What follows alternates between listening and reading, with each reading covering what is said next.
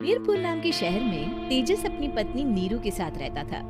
पति पत्नी दोनों ही नौकरी करते थे। एक दिन तेजस गांव अपनी माँ के पास फोन करता है। हेलो, प्रणाम माँ। जीते रहो माँ, तुम दादी बनने वाली हो। अरे वाह, ठीक है बेटा, मैं कल ही आती हूँ। जब माँ जी शहर पहुंची तो बेटे बहू ने बहुत अच्छे से स्वागत किया। लीजिए माँ जी, चाय। अरे गर्मा गर्म पकोड़े ले आओ माँ के लिए। नीरू रसोई में गई और 2 मिनट में ही पकोड़े ले आई। जी ये लीजिए। बहू जादू से बनाए हैं क्या? अभी तो रसोई में गई थी। यम्मी। माँ जी, शीला रसोई में पकोड़े तल रही है, मैं बस लेकर आई। हे भगवान, मेरा धर्म भ्रष्ट कर दिया तूने। अब तो गंगा जल से शुद्धिकरण करना होगा। दूसरे दिन, माँ जी मैंने नाश्ता बना दिया है, ऑफिस जा रही हूँ। पर अभी तो घर का सारा काम पड़ा है। शीला आती ही होगी, झाड़ू पोछा बर्तन कपड़े वो सब कर लेगी। हमारे जमाने में घर का सारा काम हम ही करते थे। जी माँ जी, आप बहुत होशियार हैं, मैं घर ऑफिस दोनों नहीं संभाल पाती। तो जरूरत क्या है घर से बाहर जाकर चाकरी करने की? वैसे भी घर का काम खुद करने से घर में बरकत आती है, समझी? पर माँ जी।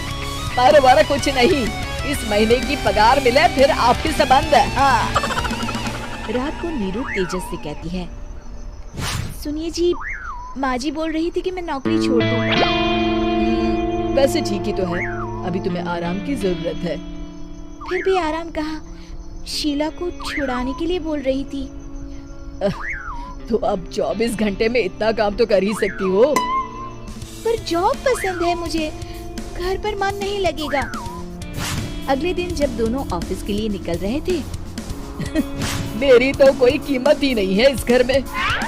माँ जी आजकल महंगाई बहुत है, रहन सहन भी बदल गया है, दोनों नौकरी करते हैं तभी ठीक रहता है। अच्छा, तू कहना क्या चाहती है? मेरा बेटा तुझे बिठा के खिला नहीं सकता? तू ही इस घर का खर्च चला रही है, हैं? नहीं माँ जी, मेरा वो मतलब नहीं था। मतलब खूब समझती हूँ, ये बाल धूप में सफेद नहीं किए मैंने। हाँ। अब तो ये रोज का काम हो गया था। तेजस भी रोज की चिकचिक से परेशान हो गया था। एक दिन उसने कहा, वैसे भी तुम्हें मैटरनिटी लीव मिलने वाली है, तो अभी से ही छुट्टी ले लो। पर क्या, मेरी सैलरी अच्छी खासी है। आखिर नीरू ने रिजाइन कर दिया। जब बच्चा हुआ तो घर में सब बहुत खुश हुए। कुछ दिन बाद तेजस भाई ने कहा, क्या है माँ? कुछ परेशानी लग रही है? हमारी जितनी जमीन थी, वो तो हॉस्पिटल में और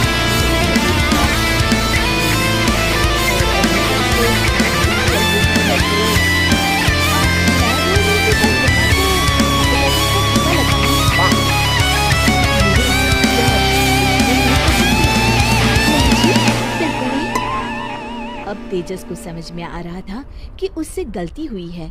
पैसों की कमी का असर घर के माहौल पर भी पड़ रहा था। अगले दिन, बेटा मेरा चश्मा और ये दवाइयाँ ले आना। पर्चा देते हुए माँ जी ने कहा। जी।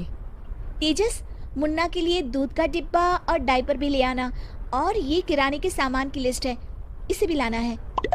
तेजस गुस्से में लिस्ट मरोड़कर फेंकता है और चिल्लाता है, पैसे क्या पेड़ पर उगते हैं? ये ले आना, वो ले आना। अरे पर ये जरूरत का सामान ही है। वो गुस्से में बिना कुछ कहे ऑफिस चला गया। अरे अरे लंच तो ले जाइए। नीरू दौड़कर डिब्बा पकड़ाती है। एक दिन खाना खाने के बाद, नीरू, अब तो मुन्ना कुछ बड़ा हो गया, तो अब तुम वापस ज्वाइन कर लो ना जॉब। पर इस रिसेशन में जॉब मिलना बहुत मुश्किल है। ट्राई तो करो। फिर मुन्ना? माँ जी है ना, और एक फुल टाइम मेड भी लगा लेंगे।